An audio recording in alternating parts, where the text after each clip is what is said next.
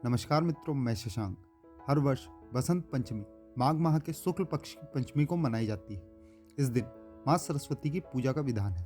बसंत पंचमी की पूजा सूर्योदय के बाद और दिन के मध्य भाग से पहले की जाती है। इस समय को पूर्वाहन भी कहा जाता है। माघ मास के शुक्ल पक्ष की पंचमी तिथि का प्रारंभ 16 फरवरी को सुबह 3:36 पर हो रहा है, जो 17 फरवरी दिन बुधवार को सुबह 5:46 तक रहेगी। ऐसे में बसंत पंचमी का त्यौहार 16 फरवरी को ही मनाया जाएगा। 16 फरवरी को सुबह 7 बजे से दोपहर 12:30 बजे के बीच सरस्वती पूजन का सबसे उत्तम मुहूर्त रहेगा। बसंत पंचमी के दिन से ही बसंत ऋतु की शुरुआत होती है। इस दिन विद्या की देवी माँ सरस्वती की आराधना की जाती है। इस दिन पीले रंग के वस्त्र पहनकर माँ सरस्वती की पूजन करने का विधान है। बसंत पंचमी को सभी शुभ कार्यों के लिए अत्यंत शुभ मुहूर्त माना गया है। मुख्यतः विद्यारंभ, नवीन विद्या प्राप्ति एवं गृह प्रवेश के लिए बसंत पंचमी को पुराणों में भी अत्यंत श्रेष्ठकर माना गया है। यह प्रकृति का उत्सव है। महाकवि कालिदास ने ऋतु संहार नामक काव्य में से सर्वप्रिय चारुतर वसंते कहकर अलंकृत किया है। गीता में भगवान श्री कृष्ण ने ऋतु नाम कुसुमकारा अर्थात मैं ऋतु में वसंत हूँ कहकर वसंत को अपना स्वरूप बताया है।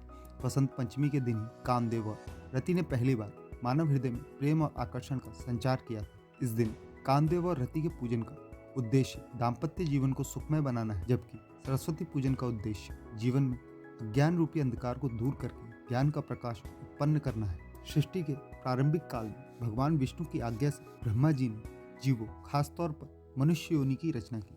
अपने सृजन से वे संतुष्ट नहीं थे।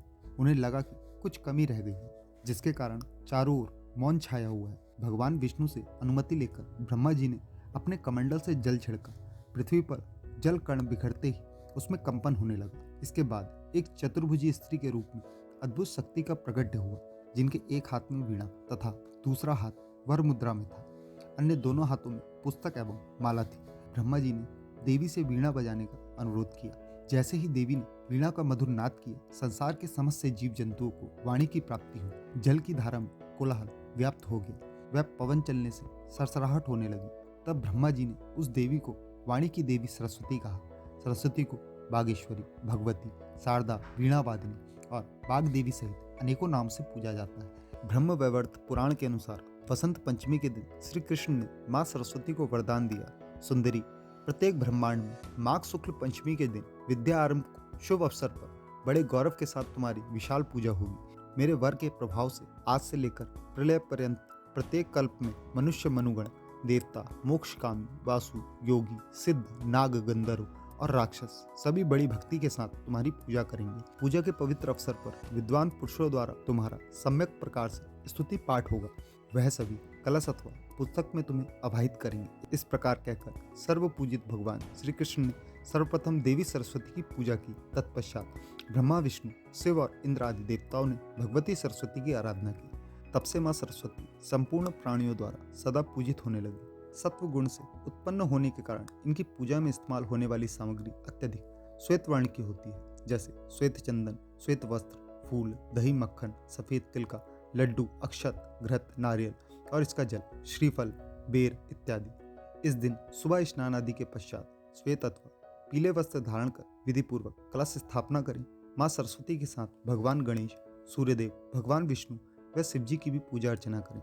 श्वेत पुष्पमाला के साथ माता को सिंदूर व अन्य श्रृंगार की वस्तु भी अर्पित करें। वसंत पंचमी के दिन माता के चरणों पर गुलाल भी अर्पित करने का विधान है।